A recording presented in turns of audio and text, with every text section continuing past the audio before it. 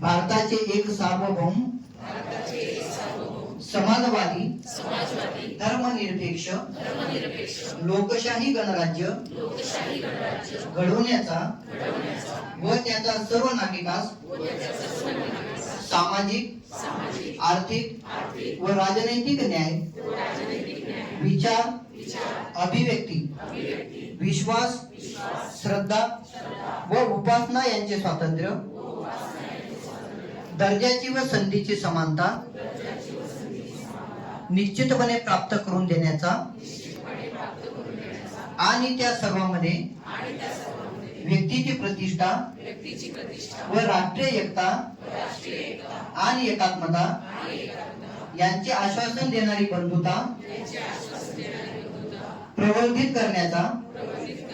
संकल्पपूर्वक निर्धार करून आमच्या संविधान सभेत दिनांक 26 नोव्हेंबर 1949 रोजी याद्वारे हे संविधान अंगीकृत आणि अधिनियमित करून स्वतः प्रत अर्पण करीत आहोत. धन्यवाद.